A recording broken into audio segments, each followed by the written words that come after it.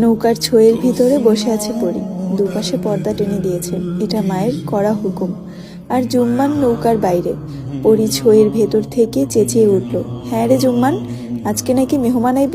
কারা আইব জানোস? বৈঠা হাতে নৌকা ঘুরাতে ঘুরাতে জুম্মান জবাব দিল, শহর থেকে ডাক্তার আইব আপা।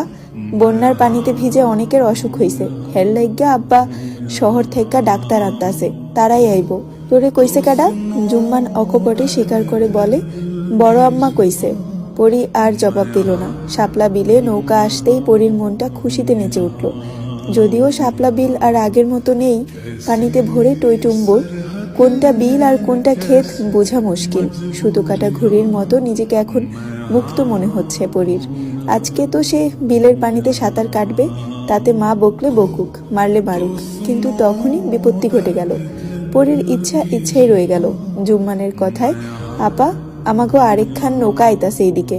কৌতূহল হয়ে পরী প্রশ্ন ছুড়ে দিল, নৌকায় ক্যাডা দেখতো? জুম্মান দাঁড়িয়ে উকি দিয়ে দেখে বলল, লতিফ কাকা আর দেলোয়ার কাকা আর লগে মাঝি। সাথে সাথে মেজাজ খারাপ হয়ে গেল পরীর।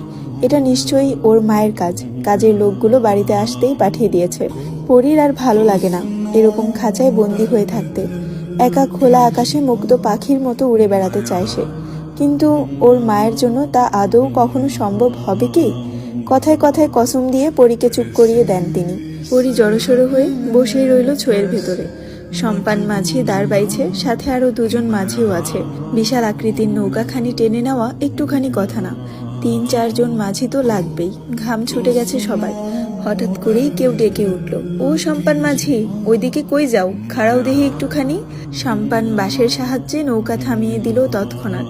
পাশে দাঁড়িয়ে থাকা নৌকা থেকে বিন্দু বের হয়ে এলো। পরনে অর্ধ নোংরা শাড়ির আঁচল কোমরে গুজে দিয়ে শুধালো, ওইদিকে কই যাও? সম্পান নৌকার ধার ঘেঁষে এসে দাঁড়ায় বলল, জমিদার বাড়ি যাই রে বিন্দু, ডাক্তার আনছি শহর থাইকা, হ্যাগরে দিতেই যাইতাছি।